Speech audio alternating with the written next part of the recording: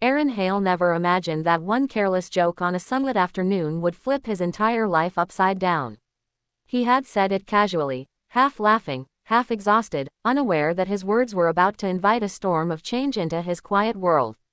He had no idea the woman he teased, dressed sharp, confident, and impossibly out of place in his small-town rental cabin, was the CEO of one of the largest tech companies on the West Coast.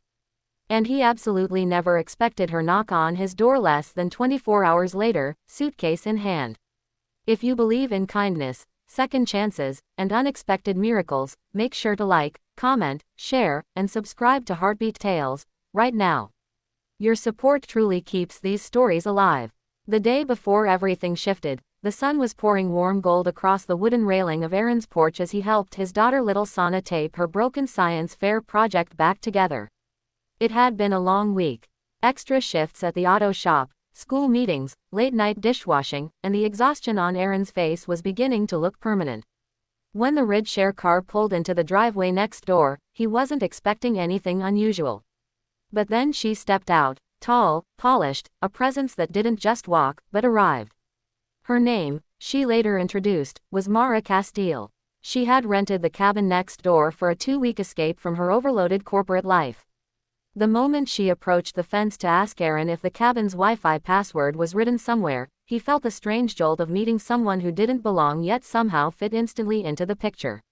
She noticed the scattered papers, the tools, the messy bun of Arin's fatigue, and offered a warm smile instead of the usual polite distance. She crouched to talk to little Sana, admired her project, and asked genuine questions. In that moment, Arin felt something he hadn't felt in a long time.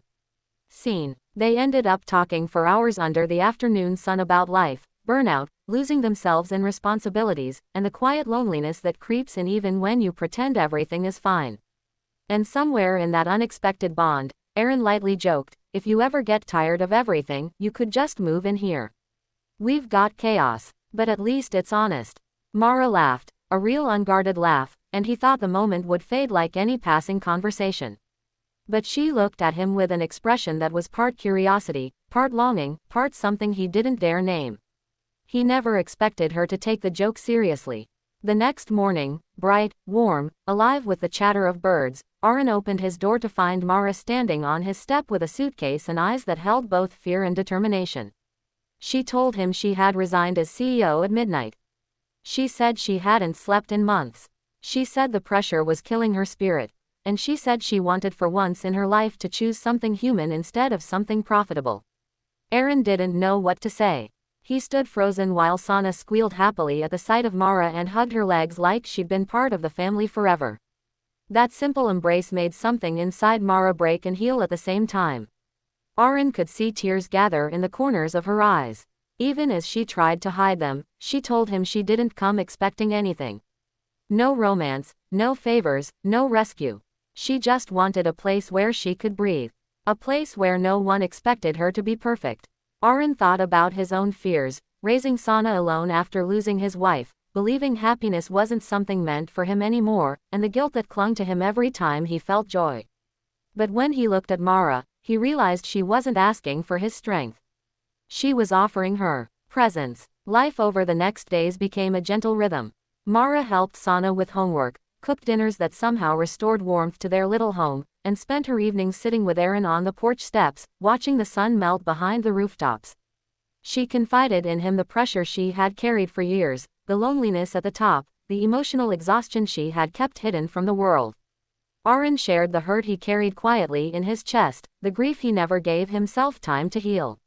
Two broken, tired souls finding quiet in each other's company. And slowly the house began to feel different, softer, lighter, alive. One afternoon while Sana napped, Mara told Arin she was thinking of staying longer, not just weeks but months. She said she didn't want to return to that life again. She wanted to build something new, something real, even if it was small and imperfect. Arin felt his breath catch. The idea scared him, but losing her scared him even more. He didn't confess love. He didn't make promises. He simply placed his hand over hers and told her she deserved peace. And if she wanted to find it here with them, he wouldn't stand in the way.